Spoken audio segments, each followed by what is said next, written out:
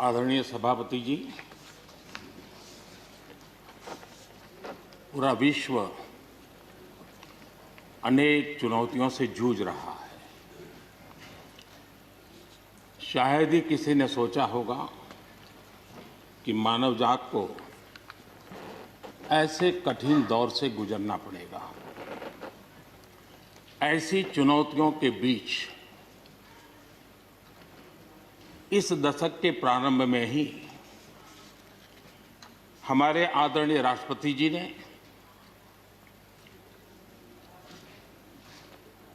जो संयुक्त सदन में अपना उद्बोधन दिया, वो अपने आप में इस चुनौतियों भरे विश्व में एक नई आशा जगाने वाला, नया उमंग पैदा करने वाला और नया आत्मविश्वास पैदा करने वाला राष्ट्रपति जी का उद्बोधन रहा। आत्मनिर्भर भारत की राह दिखाने वाला और इस दशक के लिए एक मार्ग प्रशस्त करने वाला राष्ट्रपति जी का उद्बोधन रहा। आदरणीय सभापति जी, मैं राष्ट्रपति जी का तहे दिल से आभार व्यक्त करने के लिए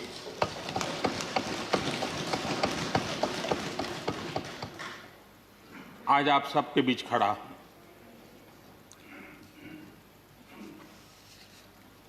राज्यसभा में करीब 13-14 घंटे तक 50 से अधिक मान्य सदस्यों ने अपने विचार रखे, बहुमूल्य विचार रखे, अनेक पहलुओं पर विचार रखे और इसलिए मैं सभी आदरणीय सदस्यों का हृदयपूर्वक आभार भी व्यक्त करता हूं इस चर्चा को समृद्ध बनाने के लिए। अच्छा होता कि राष्ट्रपति जी का भाषण सुनने के लिए भी सब होते तो लोकतंत्र की गरिमा और बढ़ जाती और हम सबको कभी गिला शिकवा न रहता कि हमने राष्ट्रपति जी का भाषण सुना नहीं था। लेकिन राष्ट्रपति जी के भाषण की ताकत इतनी थी कि न सुनने के बावजूद भी बहुत कुछ बोल पाए। ये अपने आप में उस भाषण की ताकत थी, उन विचारों की ताकत थी, उन आदर्शों की ताकत थी कि जिसके कारण न सुनने के बाद भी बात पहुंच गई। और इसलिए मैं समझता हूं इस भाषण का मूल्य अनेक गुना है। आदरणीय सभापति जी, जैसे मैंने कहा, अनेक चुनौतियों के बीच राष्ट्रपति जी का इस दशक का प्रथम भाषण हुआ। लेकिन ये भी सही है कि जरा पूरे विश्व पटल की तरफ देखते हैं, भारत के युवा मन को देखते हैं, तो ऐसा लगता है कि आज भारत सच्चे अर्थ में एक अवसरों की भूमि है। अनेक अवसर हमारा इंतजार कर रहे हैं और इसलिए जो देश युवा हो, जो देश उत्साह से भरा हुआ हो, जो देश अनेक सपनों को लेकर के संकल्प के साथ सिद्धि को प्राप्त करने के लिए प्रयासरत हो, वो देश इन अवसरों को कभी जाने नहीं दे सकता। हम सब के लिए ये भी एक अवसर है कि हम आजादी के 75 वर्ष में प्रवेश कर रहे हैं। ये अपने आप में एक प्रेरक अवसर है। हम जहां भी हो, जिस रूप में हो, मां भारती के संतान के रूप में इस आजादी के 75वें पर्व को हमने प्रेरणा का पर्व बनाना चाहिए। देश को आने वाले वर्षों के लिए तैयार करने के लिए कुछ न कुछ कर गुजरने का होना चाहिए। और 2047 में देश जब आजादी की शताब्दी मनाए, तब हम देश को कहां तक ले जाएंगे, इन सपनों को बार बार हमने लेते रहना चाहिए। आज पूरे विश्व की नज़र भारत पर है। भारत से अपेक्षाएं भी हैं और लोगों में एक विश्वास भी है कि अगर भारत ये कर लेगा, दुनिया की बहुतेक समस्याओं का समाधान वहीं से हो जाएगा। ये विश्वास आज दुनिया में भारत के लिए पड़ा है। आदरणीय सभापति जी, जब मैं अवसरों की चर्चा कर रहा हूं, तब महाकवि मैथिली शरण गुप्त जी की कविता को मैं उद्घोषित करना चाहूंगा। गुप्त जी ने कहा था, अवसर तेरे लिए खड़ा है, अवसर तेरे लिए खड़ा है, फिर भी तू चुपचाप पड़ा है। अवसर तेरे लिए खड़ा है, फिर भी तू चुपचाप पड़ा है। तेरा कर्म क्षेत्र बड़ा है, तेरा कर्म क्षेत्र बड़ा है, पल पल है अनमोल, पल पल है अनमोल। अरे भारत उठ, अरे भारत उठ, आंखें खोल। ये मैथिली शरण गुप्त जी ने कहा था। लेकिन मैं सोच रहा था, इस कालखंड में 21वीं सदी के आरंभ में अगर उनको लिखना होता तो क्या लिखते। मैं कल्पना करता था कि वो लिखते, अवसर तेरे लिए खड़ा है, अवसर तेरे लिए खड़ा है, तू आत्मविश्वास से भरा पड़ा है, तू आत्मविश्वास से भरा पड़ा है।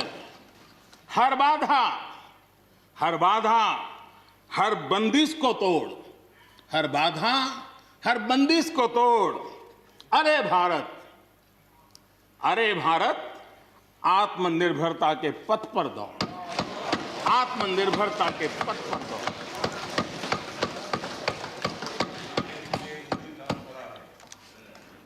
आदरणीय सभापति जी, कोरोना के दौरान किस प्रकार की वैश्विक परिस्थितियां बनी, कोई किसी की मदद कर सके ये असंभव हो गया। एक देश दूसरे देश को मदद न कर सके, एक राज्य दूसरे राज्य को मदद न कर सके, यहां तक कि परिवार का एक सदस्य दूसरे परिवार की सदस्य की मदद न कर सके, वैसा माहौल कोरोना के कारण पैदा हुआ। भारत के लिए तो दुनिया ने बहुत आशंकाएं जताई थी। विश्व बहुत चिंतित था कि अगर कोरोना के इस महामारी में अगर भारत अपने आप को संभाल नहीं पाया तो न सिर्फ भारत लेकिन पूरी मानव जात के लिए कितना बड़ा संकट आ जाएगा, ये आशंकाएं सबने जताई। करोड़ों लोग फंस जाएंगे, लाखों लोग मर जाएंगे। हमारे यहां भी डराने के लिए भरपूर बातें भी हुई। अरे ये क्यों हुआ, ये मेरा सवाल नहीं है, क्योंकि एक अननोन एनिमी क्या कर सकता है किसी को अंदाज नहीं था। हर एक ने अपने अपने तरीके से आकलन किया था। लेकिन भारत ने अपने देश के नागरिकों की रक्षा करने के लिए एक अननोन एनिमी से, और जिसकी कोई पूर्व परंपरा नहीं थी कि ऐसी चीज को ऐसे डील किया जा सकता है, इसके लिए ये प्रोटोकॉल हो सकता, कुछ पता नहीं था। एक नए तरीके से, नए सोच के साथ हर किसी को चलना था। हो सकता है कुछ विद्वान सामर्थ्यवान लोग, उनको कुछ और विचार हो सकता है, लेकिन था ये कि एक अननोन एनिमी था और हमें रास्ते भी खोजने थे, रास्ते बनाने भी थे और लोगों को बचाना भी था। उस समय जो भी ईश्वर ने बुद्धि, शक्ति, सामर्थ्य दिया, इस देश ने उसको करते हुए देश को बचाने में भरसक काम किया है। और आज दुनिया इस बात का गर्व कर रही है कि इस वाकई भारत ने दुनिया के मानव जात की रक्षा करने में बहुत बड़ी अहम भूमिका निभाई। ये लड़ाई जीतने का यश किसी सरकार को नहीं जाता है, न किसी व्यक्ति को जाता है, लेकिन हिंदुस्तान को तो जाता है। गर्व करने में क्या जाता है? विश्व के सामने आत्मविश्वास के साथ बोलने में क्या जाता है? इस देश ने किया है। गरीब से गरीब व्यक्ति ने इस बात को किया है। उन समय सोशल मीडिया में देखा होगा, फुटपाथ पर एक छोटी झोपड़ी लगा करके बैठी हुई एक बूढ़ी मां, वो भी घर के अपनी झोपड़ी के बाहर दिया जला करके भारत के शुभ के लिए कामना करते। हम उसकी मजाक उड़ा रहे हैं, उस भावनाओं का मखौल उड़ा रहे हैं। समय है, जिसने कभी स्कूल का दरवाजा नहीं देखा था, उसके मन में भी देश के लिए जो भी दिया जला करके भी देश की सेवा कर सकता हूं तो करूं, इस भाव से किया था। और उसने देश में एक सामूहिक शक्ति का जागरण किया था, अपनी शक्ति का, सामर्थ्य का परिचय करवाया था। लेकिन उसकी भी मजाक उड़ाने में मजा आ रहा है। विरोध करने के लिए कितने मुद्दे हैं जी, और करना भी चाहिए, लेकिन ऐसी बातों में न उलझे जो देश के मनोबल को तोड़ते हैं, जो देश के सामर्थ्य को नीचा आंकते हैं। इससे कभी लाभ नहीं होता है। हमारे कोरोना वॉरियर्स, हमारे फ्रंटलाइन वर्कर्स, आप कल्पना कर सकते हैं जी, जब चारों तरफ भाई कहीं किसी से कोरोना आ जाएगा तो ऐसे समय ड्यूटी करना, अपनी जिम्मेवारियों को निभाना, ये छोटी चीजें नहीं है। इसका गर्व करना चाहिए, उनका आदर करना चाहिए। और इन सब के प्रयासों का परिणाम है कि देश ने आज ये करके दिखाया। हम जरा भूतकाल की तरफ देखें, ये आलोचना के लिए नहीं है, उन स्थितियों को हमने जिया है। कभी चेचक की बात होती थी, कितना भय फैल जाता था, पोलियो कितना डरावना लगता था, उसकी वैक्सीन पाने के लिए क्या क्या मेहनत करनी पड़ती थी, कितनी तकलीफें उठानी पड़ती थी। मिलेगा, कब मिलेगा, कितना मिलेगा, कैसे मिलेगा, कैसे लगाएंगे, एक दिन हमने बिताए हैं। ऐसी स्थिति में उन दिनों को अगर याद करें तो पता चलेगा कि आज जिनको थर्ड वर्ल्ड कंट्रीज में गिना जाता है, वो देश मानव जात के कल्याण के लिए वैक्सीन लेकर के आ जाए। इतने कम समय में मिशन मोड में हमारे वैज्ञानिक भी जुटे रहे। ये मानव जात के इतिहास में भारत के योगदान एक गौरवपूर्ण गाथा है। इसका हम गौरव करें और उसी में से एक नए आत्मविश्वास की प्रेरणा भी जगती है। हमने उस नए आत्मविश्वास की प्रेरणा को जगाने के ऐसे प्रयासों को आज देश गर्व कर सकता है कि दुनिया का सबसे बड़ा टीकाकरण अभियान इसी मेरे देश में चल रहा है।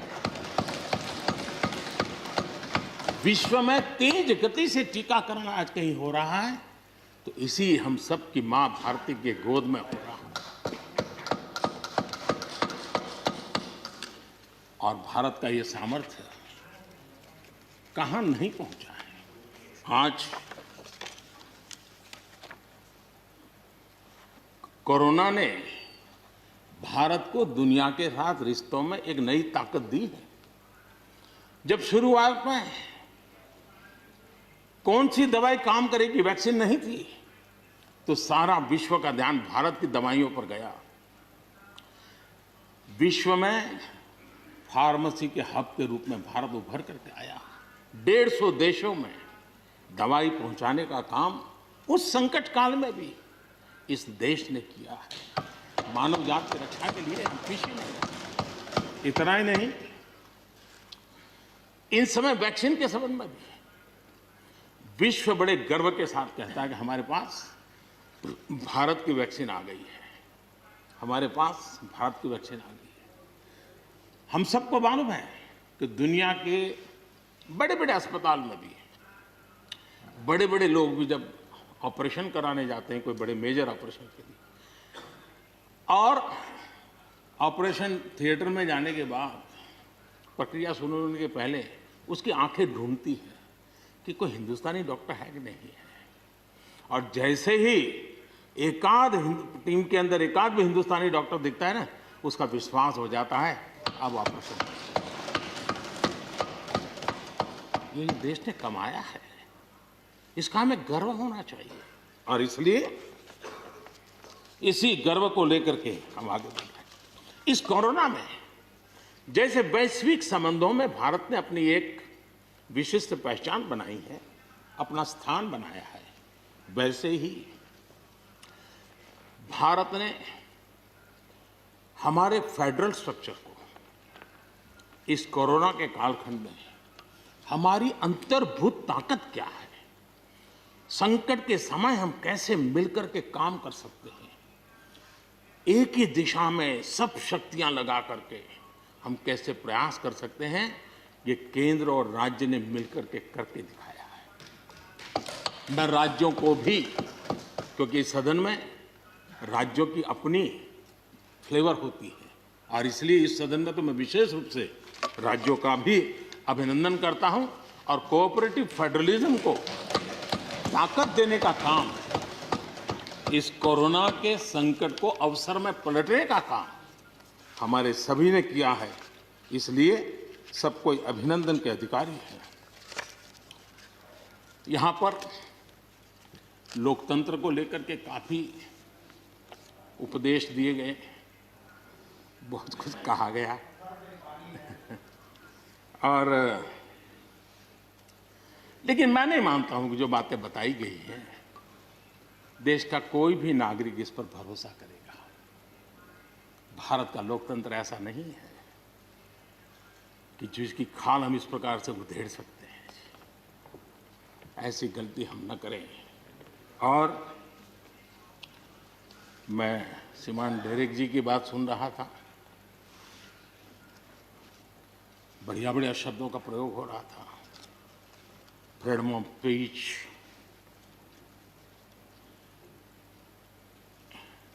इंटिमिडेशन,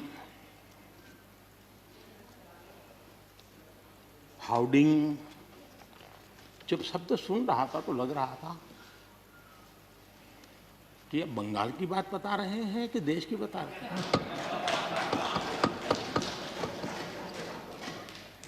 स्वाभाविक है, 24 घंटे वही देखते हैं, वही सुनते हैं, तो वही बात शायद गलती से यहां बता दी होगी। कांग्रेस के हमारे बाजवा साहब भी काफी अच्छा बता रहे थे इस बार, और इतना लंबा खींच करके बता रहे थे तो मुझे लग रहा था बस आप थोड़ी देर में ये इमरजेंसी तक पहुंच जाएंगे। मुझे लग रहा था थोड़ी देर में एक कदम बार बाकी है, वो 84 तक पहुंच जाएंगे, लेकिन वो वहां नहीं गए। खैर, कांग्रेस देश को बहुत निराश करती है, आपने भी निराश कर दिया।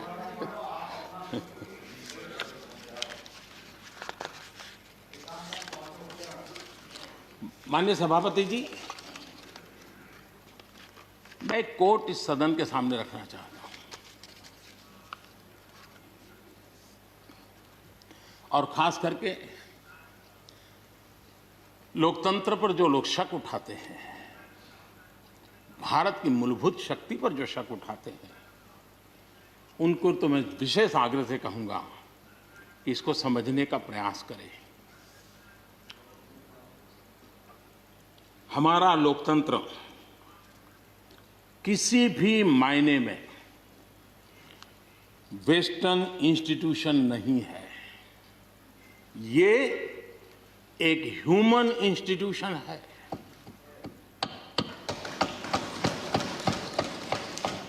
भारत का इतिहास लोकतांत्रिक संस्थानों के उदाहरणों से भरा पड़ा है। प्राचीन भारत में 81 गणतंत्रों का वर्णन हमें मिलता है।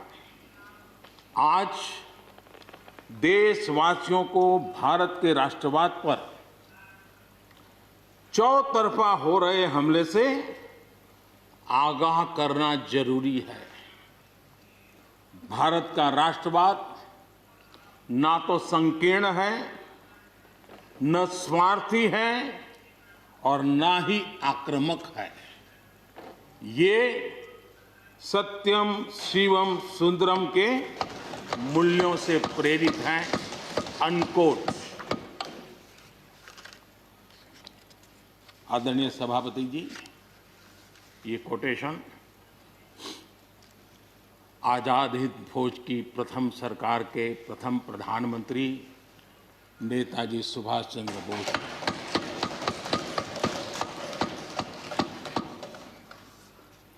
और संयोग है कि 125वीं जयंती आज हम मना रहे हैं, लेकिन दुर्भाग्य इस बात का है कि जाने अनजाने में हमने नेताजी की इस भावना को, नेताजी के इन विचारों को, नेताजी के इन आदर्शों को भुला दिया। और उसका परिणाम है कि आज हमको कोसने लग गए। मैं तो कभी कभी हैरान हो जाता हूं। दुनिया जो हमें कोई शब्द पकड़ा देती है, हम भी उसको पकड़ करके चल पड़ते हैं। दुनिया की सबसे बड़ी डेमोक्रेसी, दुनिया की सबसे बड़ी डेमोक्रेसी, दुनिया की सबसे बड़ी डेमोक्रेसी सुनते हैं, हमको भी अच्छा लगता है। हाँ यार, भारत विश्व की सबसे बड़ा लोकतंत्र। लेकिन हमने अपने युवा पीढ़ी को ये सिखाया नहीं कि भारत ये मदर ऑफ डेमोक्रेसी है, ये लोकतंत्र की जननी है। हम सिर्फ बड़ा लोकतंत्र है ऐसा नहीं है, यह देश लोकतंत्र की जननी है। ये बात हमें हमारी आने वाली पीढ़ियों को सिखानी होगी और हमें गर्व से इस बात को बोलना होगा, क्योंकि हमारे पूर्वजों ने विरासत हमें दी है। भारत की शासन व्यवस्था डेमोक्रेटिक है। सिर्फ इसी वजह से हम लोकतांत्रिक देश नहीं है। भारत की संस्कृति, भारत के संस्कार, भारत की परंपरा, भारत का मन लोकतांत्रिक है और इसलिए हमारी व्यवस्था लोकतांत्रिक है। ये है इसलिए ये है ऐसा नहीं है, मूलतः हम लोकतांत्रिक हैं इसलिए ये है। और ये कसौटी भी हो चुकी है देश की। आपातकाल के उन दिनों को याद कीजिए, न्यायपालिका का हाल क्या था, मीडिया का क्या हाल था, शासन का क्या हाल था। सब कुछ जेल खाने में परिवर्तित हो चुका था, लेकिन इस देश के संस्कार, इस देश का जनमन जो लोकतंत्र के रंगों से रंगा हुआ था, उसको कोई हिला नहीं पाया था। मौका मिलते ही उसने लोकतंत्र को प्रस्थापित कर दिया। ये लोगों की ताकत, ये हमारे संस्कारों की ताकत है, ये लोकतांत्रिक मूल्यों की ताकत है।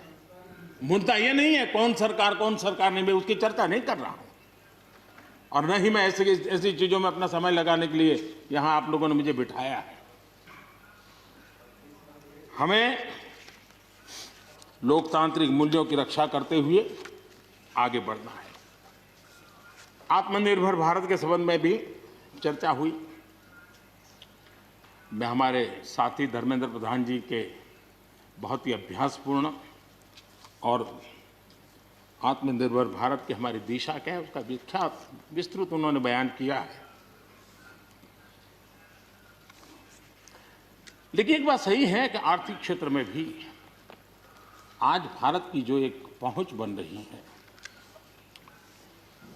कोरोना काल में दुनिया के लोग निवेश के लिए तरस रहे हैं, सारी बातें बाहर आ रही हैं, लेकिन भारत है जहां रिकॉर्ड निवेश हो रहा है।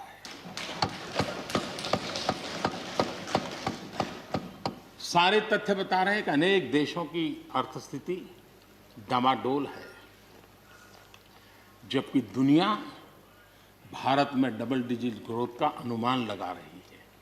एक तरफ निराशा का माहौल है तो हिंदुस्तान में एक आशा की किरण नजर आ रही है। ये दुनिया की तरफ से आवाज उठ रही है। आज भारत का विदेशी मुद्रा भंडार रिकॉर्ड स्तर पर है। आज भारत में अन्न उत्पादन रिकॉर्ड स्तर पर है। भारत आज दुनिया में दूसरा बड़ा देश है जहां पर इंटरनेट यूजर है। भारत में आज हर महीने 4 लाख करोड़ रुपए का लेन देन डिजिटली हो रहा है, यूपीआई के माध्यम से हो रहा है, यूपीआई के माध्यम से। याद कीजिए, यहाँ के इसी सदन के भाषण में सुन रहा था 2 साल 3 साल पहले, लोगों के पास मोबाइल कहाँ है, टिकना कहाँ है, लोग डिजिटल कैसे करेंगे। ये देश की ताकत देखिए, हर महीने 4 लाख करोड़ रुपए भारत मोबाइल फोन के निर्माता के रूप में दुनिया का दूसरा सबसे बड़ा देश बना है। भारत में रिकॉर्ड संख्या में स्टार्टअप्स, यूनिकॉर्न्स, और जिसका विश्व में जय जयकार होने लगा है, इसी धरती पर हमारी युवा पीढ़ी कर रही है। रिन्यूएबल एनर्जी के क्षेत्र में विश्व के पहले 5 देशों में हमने अपनी जगह बना ली है और आने वाले दिनों में हम ऊपर ही चढ़ते जाने वाले हैं।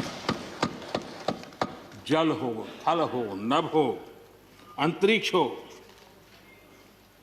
भारत हर क्षेत्र में अपनी रक्षा के लिए अपने सामर्थ्य के साथ खड़ा है। सर्जिकल स्ट्राइक हो या एयर स्ट्राइक, भारत की कैपेबिलिटी को दुनिया ने देखा है। आदरणीय सभापति जी, 2014 में जब पहली बार मैं इस सदन में आया था, इस परिसर में आया था, और मुझे नेता के रूप में जब चुना गया था, तो मेरे पहले भाषण में मैंने कहा था कि मेरी सरकार गरीबों को समर्पित है। मैं आज दोबारा आने के बाद भी यही बात को दोहरा रहा हूं।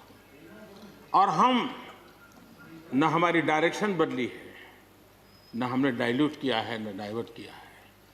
उसी मिजाज के साथ हम काम कर रहे हैं, क्योंकि इस देश में आगे बढ़ने के लिए हमें गरीबी से मुक्त होना ही होगा। हमें प्रयासों को जोड़ते ही जाना होगा। पहले के प्रयास हुए होंगे तो उसमें और जोड़ना ही पड़ेगा। हम रुक नहीं सकते, जितना कर लिया बहुत है, नहीं रुक सकते, हमें और करना ही होगा।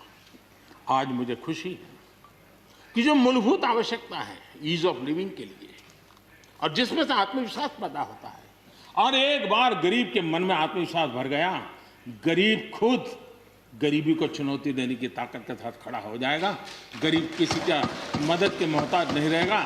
तो मेरा अनुभव है, और इसलिए मैं कहता हूं, मुझे खुशी है 10 करोड़ से ज्यादा शौचालय बने, 41 करोड़ से ज्यादा लोगों के बैंक खाते खुले, 2 करोड़ से अधिक गरीबों के घर बने, 8 करोड़ से अधिक मुफ्त गैस के कनेक्शन दिए गए, 5 लाख रुपए तक मुफ्त इलाज गरीब की जिंदगी में एक बहुत बड़ी ताकत बनकर के उभर रही है। ऐसी अनेक योजनाएं जो गरीबों के जीवन में बदलाव ला रही हैं, नया विश्वास पैदा कर रही हैं। आदरणीय सभापति जी,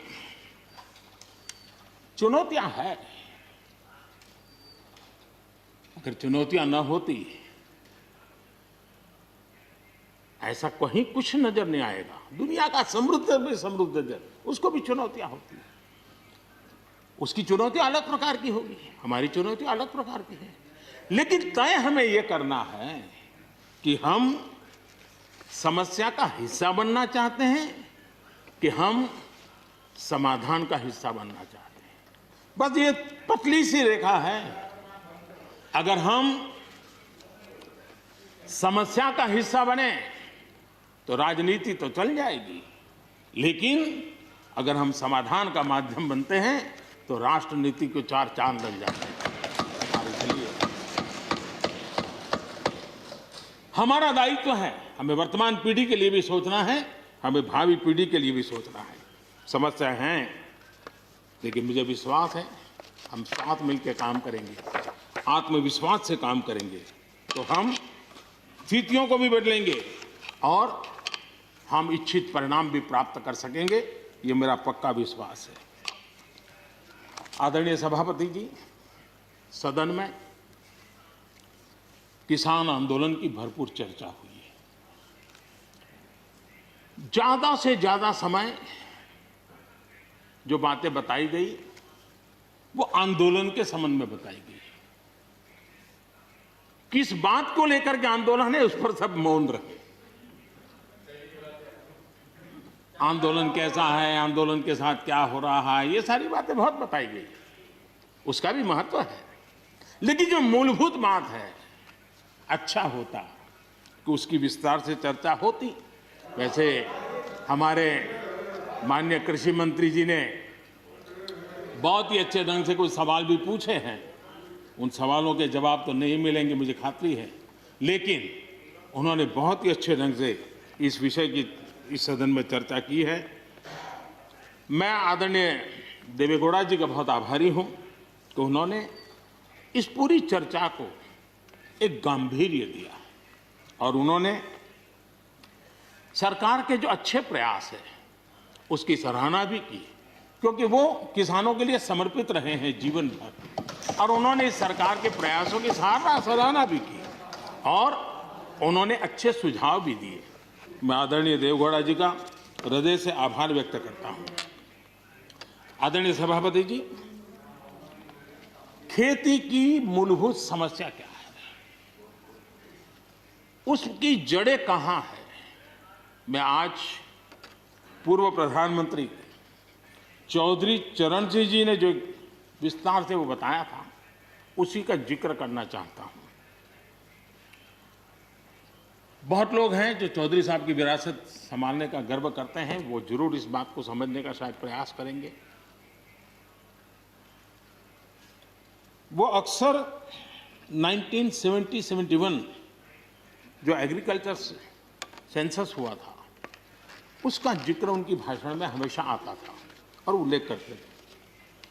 चौधरी चरण सिंह जी ने क्या कहा था, उनका कोट है, किसानों का सेंसस लिया गया तो 33% किसान ऐसे हैं जिनके पास जमीन 2 बीघे से कम है, 2 बीघे नहीं है, 2 बीघे तक है, 2 बीघे से कम। 18% जो किसान कहलाते हैं उनके पास 2 बीघे से 4 बीघे जमीन है, यानी आधा हेक्टर से 1 हेक्टर, ये 51% किसान है। ये चाहे कितनी मेहनत करे, अपनी छोटी सी जमीन पर इनकी गुजर ईमानदारी से उसमें हो नहीं सकती। ये चौधरी चरण सिंह जी का कोट है। छोटे किसानों की दयनीय स्थिति चौधरी चरण सिंह जी के लिए बहुत ही हमेशा पीड़ा देती थी और हमेशा उसकी चिंता करते थे।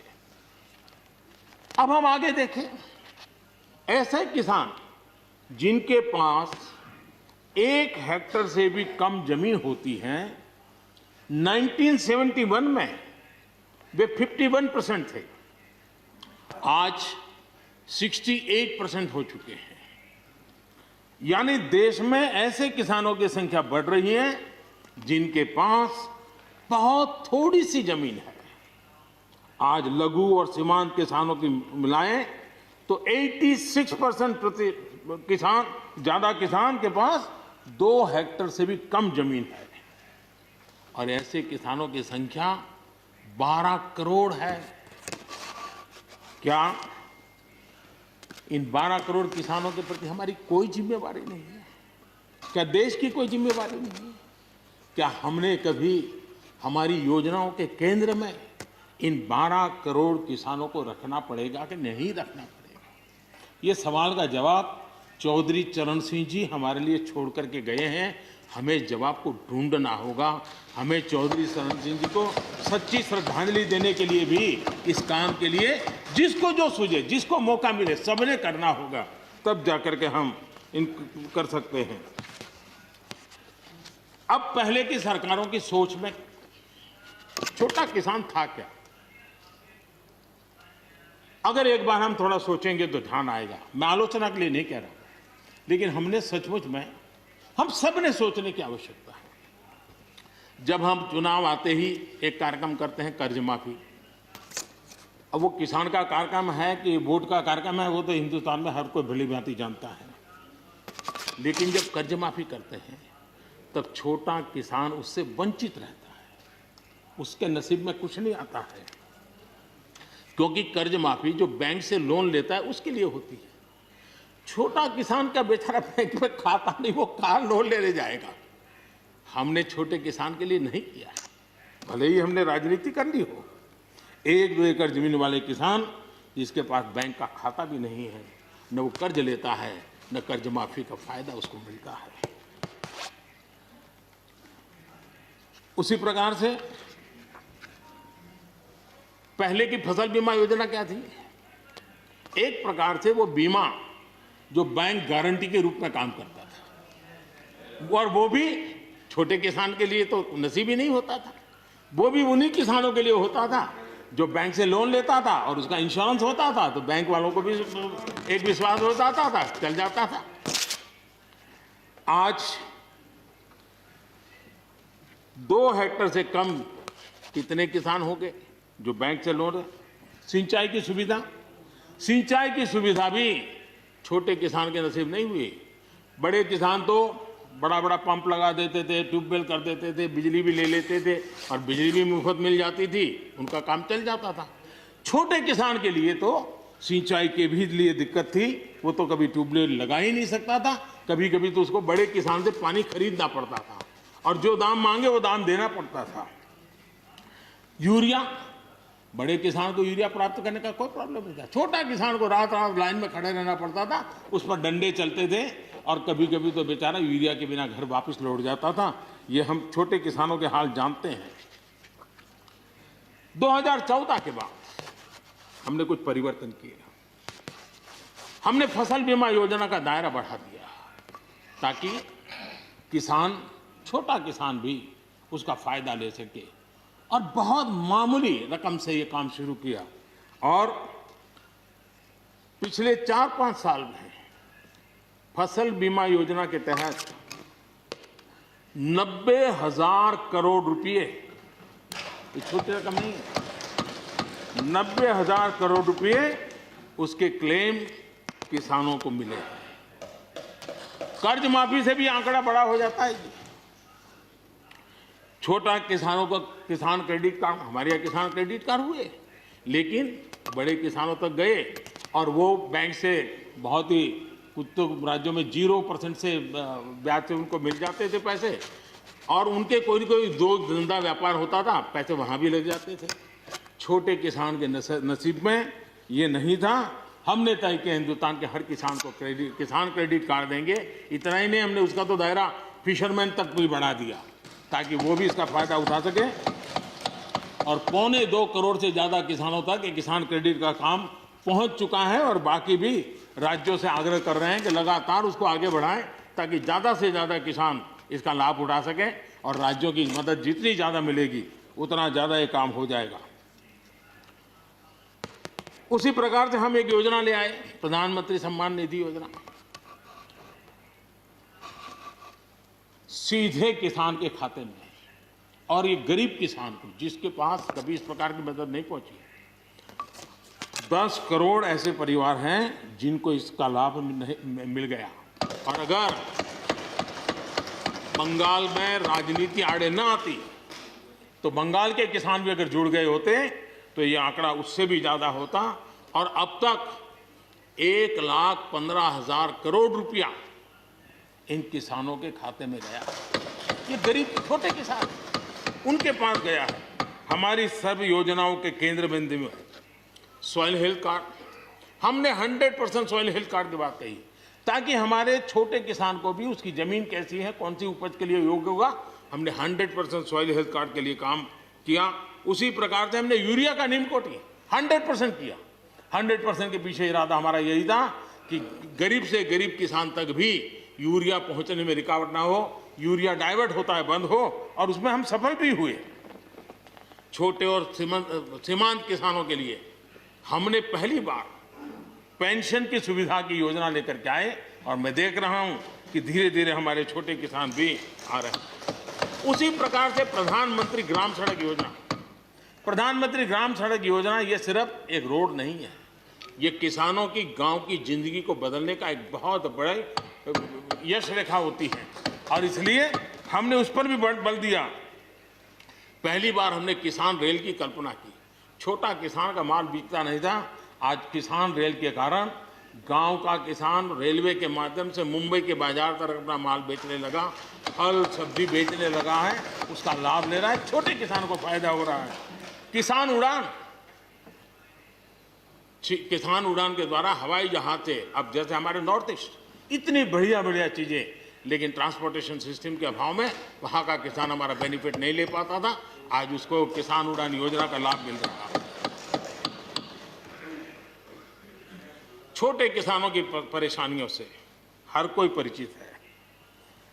समय समय पर उनके सशक्तिकरण की मांग भी उठी है। हमारे आदरणीय शरद पवार जी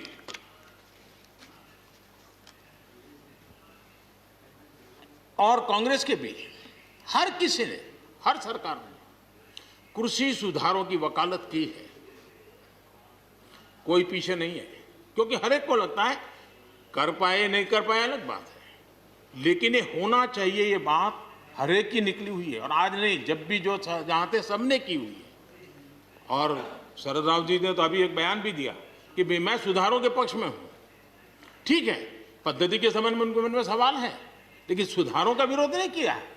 और इसलिए मैं समझता हूं कि हमें इस विषय में हमारे साथी श्रीमान सिंधिया जी ने बहुत ही अच्छे ढंग से कई पहलुओं पर इस कानून को लेकर के यहाँ पर ये सारी बातें पिछले 2 दशक से लगातार चल रही है, हर फोरम में चली है। ऐसा नहीं है कि कोई हमारे आने के बाद हर ने कहा है, और हर एक को लगा कि अब समय आ गया, हो जाए, अब समय आ गया। ये ठीक है, फुटस्टॉप कॉमा कोई इधर उधर हो सकता है, कोई ये दावा नहीं कर सकता है कि भाई हमारे समय की सोच बहुत ही बढ़िया थी। मैं भी दावा नहीं कर सकता हूं कि हमारे समय की सोच बढ़िया है, 10 साल के बाद कोई नई सोच आ ही नहीं सकती। ऐसा नहीं होता है जी। ये समाज जीवन परिवर्तनशील होता है। आज के समय हमें जो ठीक लगा, चलो चले, आगे सुधार करेंगे, नई चीजों को जोड़ेंगे। यही तो प्रगति का रास्ता होता है जी। रुकावटें डालने से प्रगति कहां होती है जी। और इसलिए, लेकिन मैं हैरान हूं, अचानक यू टर्न ले लिया भाई, ऐसा क्यों किया? ठीक है, आप आंदोलन के मुद्दों को लेकर के इस सरकार को घेर लेते हैं, लेकिन साथ साथ किसानों को भी कहते हैं कि भाई बदलाव बहुत जरूरी है, बहुत साल हो गए, अब नई चीजों को लेना पड़ेगा, तो देश आगे बढ़ता है। लेकिन अब मुझे लगता है कि राजनीति इतनी हावी हो जाती है कि अपने ही विचार छूट जाते हैं। लेकिन जो ये सब कर रहे हैं अच्छा है। आदरणीय डॉक्टर मनमोहन सिंह जी यहाँ मौजूद है, मैं उन्हीं का एक कोट आज पढ़ना चाहता हूँ। हो सकता है जो यू टर्न कर रहे हैं वो मेरी बात माने या न माने, मनमोहन सिंह जी की तो बात जरूर मानेंगे। There are other rigidities because of the whole marketing regime set up in the 1930s, which prevent our farmers from selling their produce where they get the highest rate of return. It is our intention to remove all those handicaps which come in the way of India realizing its vast potential as one large common market. ये आदरणीय मनमोहन सिंह जी का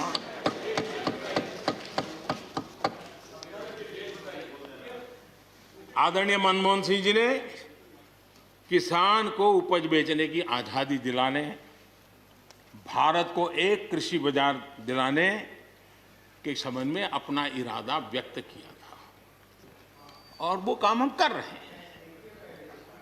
और मुझे आप लोगों को गर्व होना चाहिए कि देखिए, मनमोहन सिंह जी ने कहा था वो मोदी को करना पड़ रहा है, गर्व कीजिए।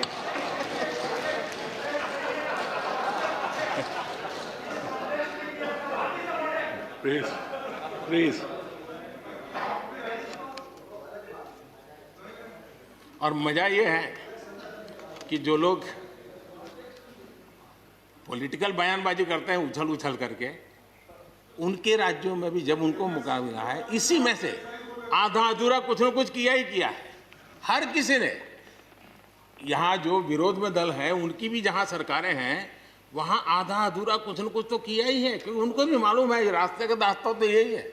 और मैंने देखा इस चर्चा में लॉ का जो स्पिरिट है उस पर किसी की चर्चा नहीं हुई है। शिकायत दिया गया तरीका ठीक नहीं था, जल्दी कर दिया, इसको नहीं पूछा, ये रहता है।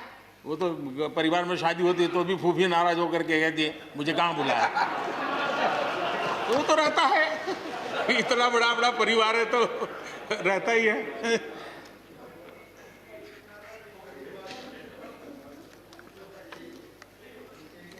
हम कुछ और बातों की ओर भी ध्यान दें। अब देखिए, दूध उत्पादन किसी बंधनों में बंधा हुआ नहीं है, न पशुपालक बंधनों में बंधा हुआ है, न दूध बंधनों में बंधा हुआ। लेकिन मजा देखिए, दूध के क्षेत्र में या तो प्राइवेट या कोऑपरेटिव दोनों ने एक ऐसी बड़ी मजबूत चेन बनाई है, दोनों मिलकर के इस काम को कर रहे हैं और एक बेहतरीन सप्लाई चेन हमारे देश में बनी है। इसको हमने जो अच्छा है उसको, और ये मेरे काल में नहीं बना है, आप भी इसका गर्व कर सकते हैं, मेरे काल से पहले बना हुआ है, हमें गर्व करना चाहिए। फल सब्जी से जुड़े व्यवसाय में ज्यादातर बाजारों का सीधा संपर्क रहता है, बाजारों की दखल हट गई है, इसका लाभ मिल रहा है। क्या डेयरी वाले, फल सब्जी खरीदने वाले उद्यमी, पशुपालकों की किसान, क्या जमीन पर कब्जा हो जाता है उनका? पशुपालन पर, पशु पे कब्जा हो जाता है? नहीं होता, दूध बिकता है, पशु नहीं बिकता है जी। हमारे देश में डेयरी उद्योग का योगदान कृषि अर्थव्यवस्था के कुल मूल्य में 28% से भी ज्यादा है। यानी इतना बड़ा हम एग्रीकल्चर की चर्चाएं करते हैं, इस पहलू को हम भूल जाते हैं। 28% कंट्रीब्यूशन है और करीब करीब 8 लाख करोड़ रुपयों का कारोबार है। जितने रुपये का दूध होता है उसका मूल्य अनाज और दाल दोनों मिला ले तो उससे ज्यादा है। हम कभी इस तरफ देखते ही नहीं है। पशुपालकों को पूरी आजादी, अनाज और दाल पैदा करने वाले छोटे और सीमांत किसानों को जैसे पशुपालक को आजादी मिली है, इनको आजादी क्यों नहीं मिलनी चाहिए? और इन सवालों के जवाब हम ढूंढेंगे तो हम सही रास्ते पर चलेंगे। आदरणीय सभापति जी, ये बात सही है, जैसा हम लोगों की स्वभाव रहा है, घर में भी थोड़ा सा भी परिवर्तन करना हो तो घर में भी एक तनाव शुरू है। चेहरे यहाँ क्यों रखी, टेबल यहाँ क्यों रखा, घर में भी होता है। इतना बड़ा देश है और जिस प्रकार की परंपराओं से हम पले बड़े हैं, तो ये मैं स्वाभाविक मानता हूँ। जब भी कोई नई चीज़ आती है तो थोड़ा बहुत रहता ही हमारे यहाँ, क्योंकि असमंजस की स्थिति भी रहती है। लेकिन जरा वो दिन याद कीजिए जब हरित क्रांति की बातें होती थी। हरित क्रांति के समय जो कृषि सुधार हुए, तब भी जो आशंकाएं हुई, जो आंदोलन हुए, ये वेल डॉक्यूमेंटेड है और ये देखने जैसा है। कृषि सुधार के लिए सख्त फैसले लेने के उस दौर में शास्त्री जी का हाल ये था कि अपने साथियों में से कोई कृषि मंत्री बनने को तैयार नहीं होता था, क्योंकि लगता था कि ऐसा है हाथ जल जाएंगे और किसान नाराज हो जाएंगे तो मेरी तो राजनीति समाप्त हो जाएगी।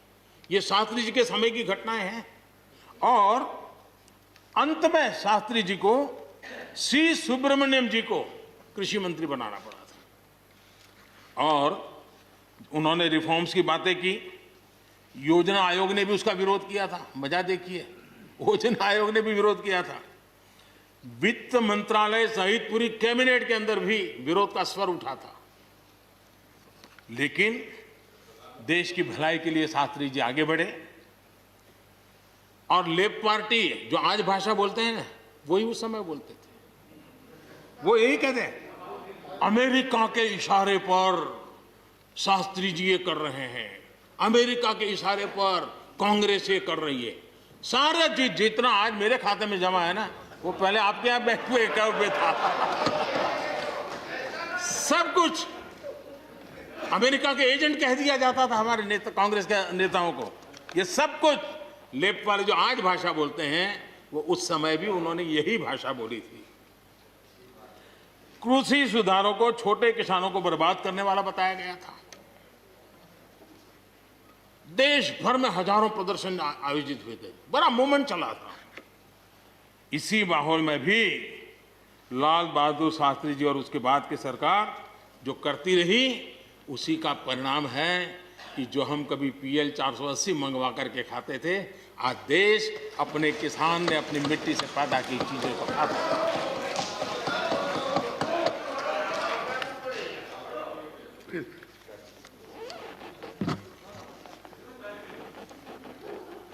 रिकॉर्ड उत्पादन के बावजूद भी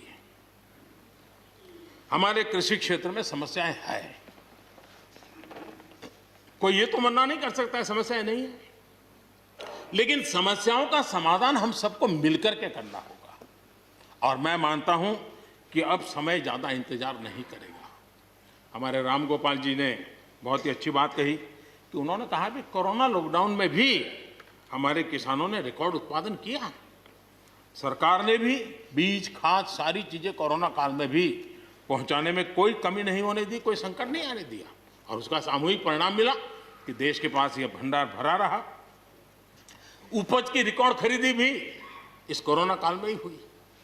तो मैं समझता हूं कि हमने नए नए उपाय खोज करके आगे बढ़ना होगा। और जैसा मैंने कहा, कोई भी हम कई कानून है, हर कानून में 2 साल 5 साल के बाद, कभी 2 महीने 2-3 महीने के बाद सुधार करते ही करते हैं। हम कोई स्टैटिक अवस्था में जीने वाले लोग थोड़े हैं जी। जब अच्छे सुझाव आते हैं तो अच्छे सुधार भी आते हैं, और सरकार भी अच्छे सुझावों को, और सिर्फ हमारी नहीं, हर सरकार ने अच्छे सुझावों को स्वीकार किया। यही तो लोकतंत्र की परंपरा है। और इसलिए अच्छा करने के लिए अच्छे सुझावों के साथ, अच्छे सुधारों की तैयारी के साथ हम सबको आगे बढ़ना चाहिए। मैं आप सबको निमंत्रण देता हूं, आइए हम देश को आगे ले जाने के लिए, कृषि क्षेत्र की समस्याओं का समाधान करने के लिए आंदोलनकारियों को समझाते हुए हमने देश को आगे ले जाना होगा। हो सकता है कि शायद आज नहीं तो कल जो भी यहाँ होगा, किसी न किसी को ये काम करना ही पड़ेगा। आज मैंने किया है, गालियाँ मेरे खाते में जाने दो, लेकिन इस अच्छा करने में आप जुड़ जाओ। बुरा हो मेरे खाते में, अच्छा हो आपके खाते में, आओ मिलकर के चले।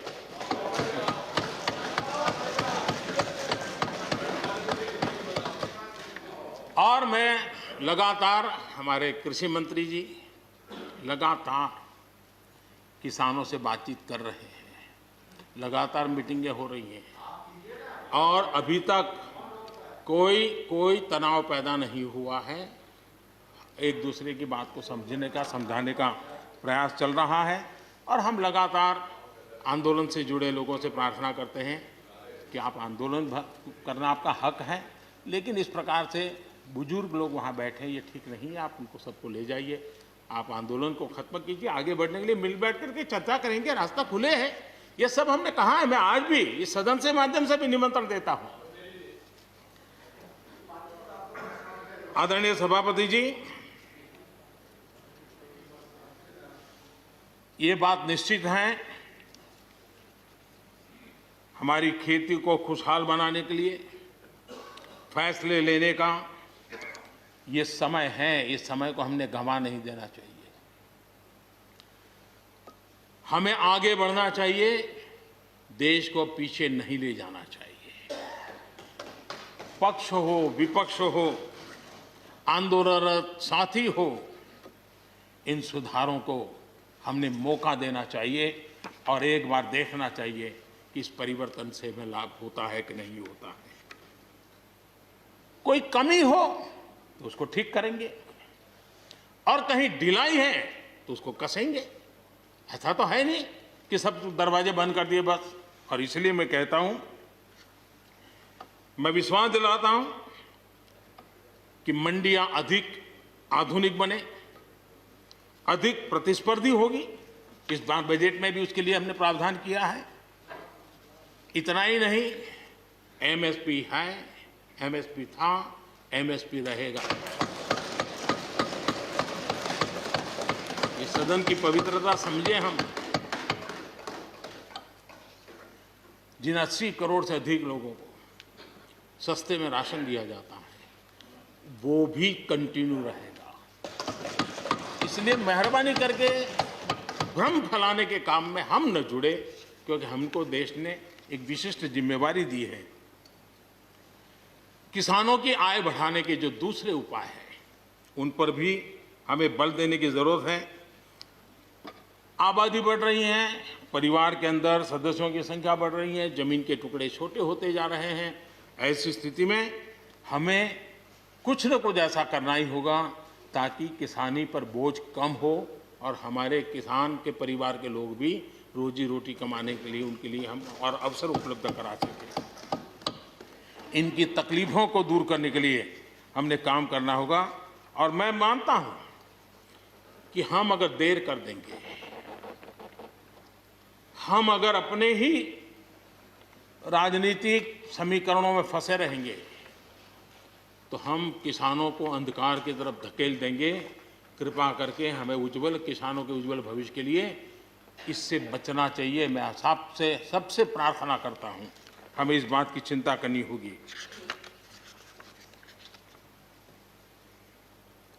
आदरणीय सभापति जी, डेयरी और पशुपालन हमारे कृषि क्षेत्र के साथ बढ़ावा देने की जरूरत है ताकि हमारा किसान पगभर हो।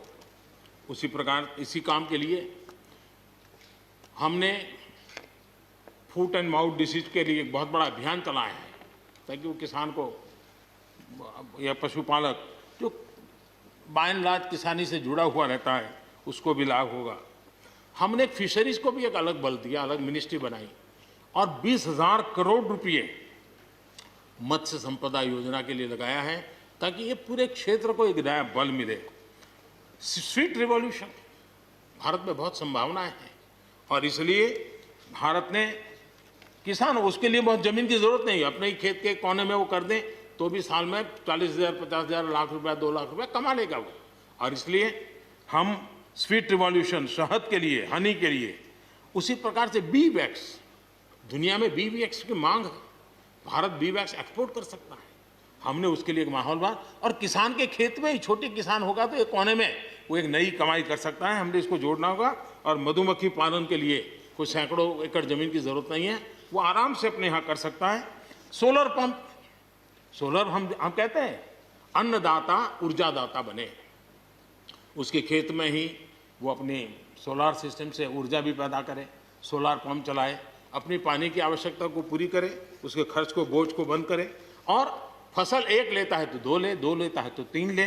क्रॉप पैटर्न में बदल करना है तो बदल कर सके, उसकी दिशा में हम जा सकते हैं। और एक बात है, भारत की ताकत ऐसी समस्याओं के समाधान करने की और नए रास्ते खोजने की रही है, आगे भी खुलेंगे। लेकिन कुछ लोग हैं जो भारत अस्थिर रहे, अशांत रहे, इसे लगातार कोशिशें कर रहे हैं। हमें इन लोगों को जानना होगा। हम ये न भूलें कि पंजाब के साथ क्या हुआ।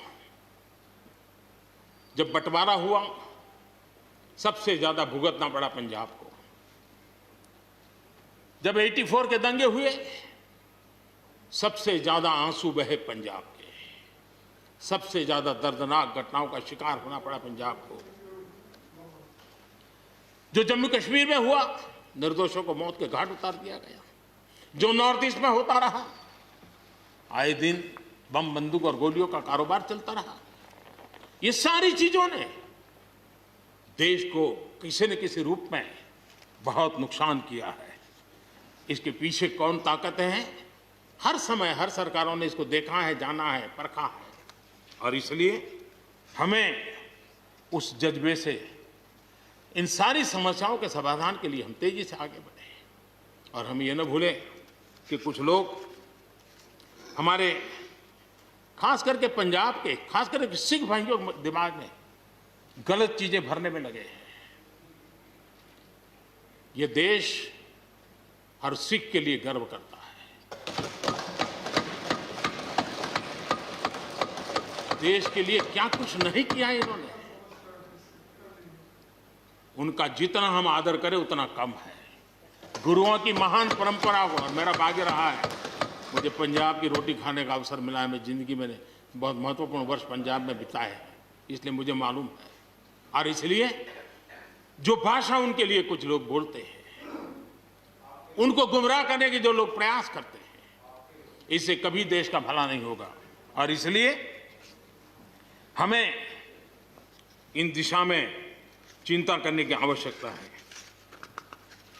आदरणीय सभापति महोदय, हम लोग कुछ शब्दों से बड़े परिचित हैं। श्रमजीवी, बुद्धिजीवी, ये सारे शब्दों से परिचित हैं। लेकिन मैं देख रहा हूं कि पिछले कुछ समय से इस देश में एक नई जमात पैदा हुई है, एक नई बिरादरी सामने आई है, और वो है आंदोलनजीवी। ये जमात आप देखोगे, वकीलों का आंदोलन है वो ना वहां नजर आएंगे, स्टूडेंट का आंदोलन है वो वहां नजर आएंगे, मजदूर का आंदोलन है वो वहां नजर आएंगे, कभी पर्दे के पीछे कभी पर्दे के आगे। एक पूरी टोली है जी जो आंदोलनजीवी है। वो आंदोलन के बिना जी नहीं सकते हैं और आंदोलन से जीने के लिए रास्ते खोजते रहते हैं। हमें ऐसे लोगों को पहचानना होगा कि वो जो सब जगह पे पहुंच करके और बड़ा आइडियोलॉजिकल स्टैंड दे देते हैं, गुमराह कर देते हैं, नए नए तरीके बता देते हैं। देश आंदोलनजीवी लोगों से बचे, इसके लिए हम सबको, और ये उनकी ताकत है। उनका क्या है, खुद खड़ा नहीं कर सकते चीजें, किसी की चल रही तो जाके बैठ जाते हैं। वो अपना जो जितने दिन चले चल जाता है उनका। ऐसे लोगों को पहचानने की बहुत आवश्यकता है। ये सारे आंदोलनजीवी परजीवी होते हैं।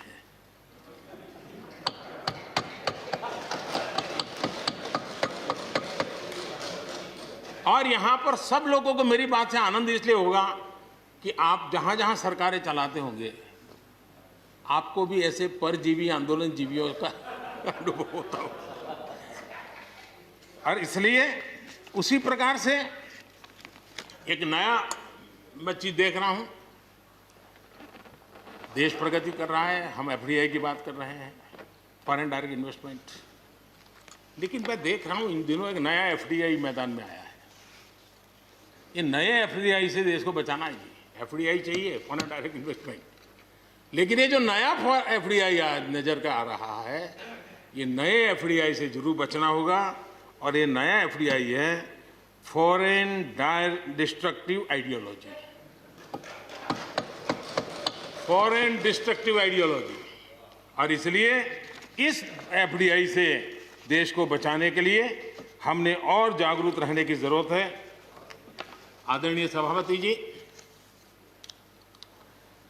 हमारे देश के विकास के लिए ग्रामीण अर्थव्यवस्था, इसका अपना एक मूल्य है। ग्रामीण अर्थव्यवस्था हमारे आत्मनिर्भर भारत का एक अहम स्तंभ है। आत्मनिर्भर भारत ये किसी सरकार का कार्यक्रम नहीं हो सकता है और होना भी नहीं चाहिए। ये 130 करोड़ देशवासियों के संकल्प होने चाहिए। हमें गर्व होना चाहिए और इसमें कोई दुविधा नहीं होनी चाहिए। और महात्मा गांधी जैसे महापुरुषों ने हमें यही रास्ता दिखाया था। अगर हम वहां से थोड़े हट गए हैं तो वापस उस पटरी पर आने की जरूरत है और आत्मनिर्भर भारत के रास्ते पर हमको बढ़ना ही होगा। गांव और शहर की खाई को अगर हमें पाटना है तो उसके लिए भी हमें आत्मनिर्भर भारत की ओर बढ़ना ही होगा। और मुझे विश्वास है कि हम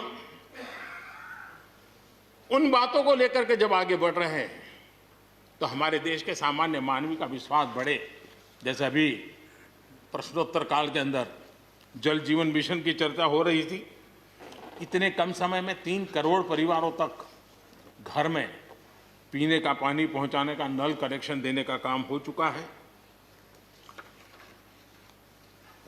आत्मनिर्भरता तभी संभव जब अर्थव्यवस्था में सभी की भागीदारी हो। हमारी सोनल बहन ने अपने भाषण में बहनों बेटियों की भागीदारी पर फोकस करने की उन्होंने विस्तार से चर्चा की।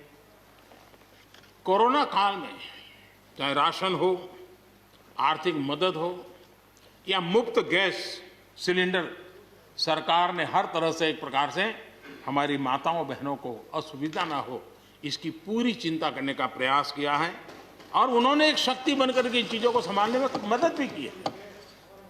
जिस तरह इस मुश्किल परिस्थिति में हमारे देश की नारी शक्ति ने बड़े धैर्य के साथ परिवार को संभाला, परिस्थितियों को संभाला है, कोरोना के इस लड़ाई में हर परिवार की मातृशक्ति की बहुत बड़ी भूमिका रही है और उनका मैं जितना धन्यवाद करूं उतना कम। बहनों बेटियों का हौसला और मैं समझता हूं कि आत्मनिर्भर भारत में अहम भूमिका हमारी माताएं बहनें निभाएगी, मुझे पूरे विश्वास है। आज युद्ध क्षेत्र में भी हमारी बेटियों की भागीदारी बढ़ रही है। नए जो लेबर कोड बनाए हैं उसमें भी बेटियों के लिए हर सेक्टर में काम करने के लिए समान वेतन का हक दिया गया है। मुद्रा योजना से 70% जो लोन ली गई हैं वो हमारी बहनों के द्वारा ली गई हैं, यानी एक प्रकार से एडिशन। करीब 7 करोड़ महिलाओं की सहभागिता से 60 लाख से ज्यादा सेल्फ हेल्प ग्रुप आज आत्मनिर्भर भारत के प्रयासों को एक नई ताकत दे रहे हैं। भारत की युवा शक्ति पर हम जितना जोर लगाएंगे, हम जितने अवसर उनको देंगे, मैं समझता हूं कि वो हमारे देश के लिए, भविष्य के लिए, उज्जवल भविष्य के लिए एक मजबूत नींव बनेंगे। जो राष्ट्रीय एजुकेशन पॉलिसी आई है, उस राष्ट्रीय एजुकेशन पॉलिसी में भी हमारी युवा पीढ़ी के लिए नए अवसर देने का प्रयास हुआ है और मुझे खुशी है कि एक लंबा अरसे समय गया एजुकेशन पॉलिसी पर चर्चा में, लेकिन उसकी स्वीकृति जिस प्रकार से देश में हुई है, एक नया विश्वास पैदा किया है और मुझे विश्वास है कि ये नई एजुकेशन पॉलिसी, नई राष्ट्रीय शिक्षा नीति हमारे देश के लिए एक नए तरीके से पढ़ने का विचार दिखा आगे।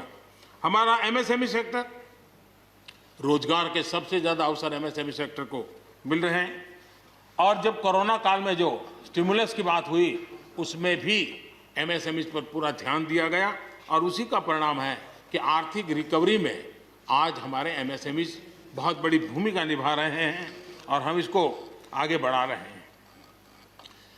हम लोग प्रारंभ से सबका साथ, सबका विकास, सबका विश्वास का मंत्र लेकर के चल रहे हैं और उसी का परिणाम है कि नॉर्थ ईस्ट हो या नक्सल प्रभावित क्षेत्र, धीरे धीरे वहाँ हमारी समस्याएं कम होती जा रही हैं और समस्याएं कम होने के कारण, सुख और शांति का अवसर पैदा होने के कारण विकास की मुख्य धारा में ये हमारे सभी साथियों को आने का अवसर मिल रहा है और भारत के उज्जवल भविष्य में ईस्टर्न इंडिया बहुत बड़ी भूमिका निभाएगा, ये मैं साफ देख रहा हूँ और उसको हम पूरी मजबूती से काम।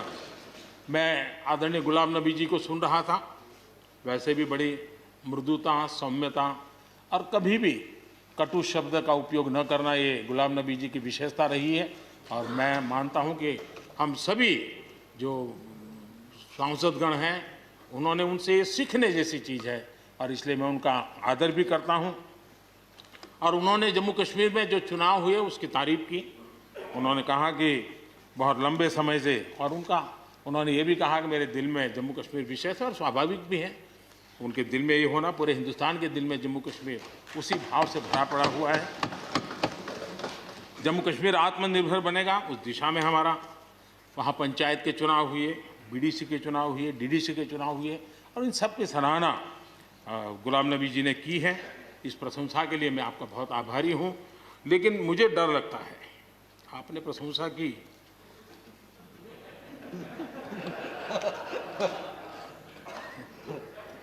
मुझे विश्वास है कि आपकी पार्टी वाले इसको उचित स्पिरिट में लेंगे,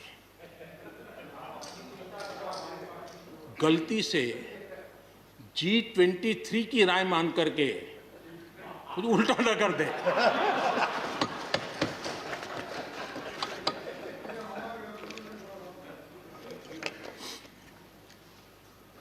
आदरणीय सभापति महोदय, कोरोना के चुनौतीपूर्ण दौर में सीमा पर भी चुनौती देने की कोशिश हुई। हमारे वीर जवानों के हौसले और कुशलता ने सटीक जवाब दिया है और हर हिंदुस्तानी को इस बात का गर्व है। मुश्किल परिस्थितियों में भी हमारे जवान डट करके खड़े रहे हैं। तमाम साथियों ने भी हमारे जवानों के शौर्य की सराहना की है, मैं उनका आभारी हूं।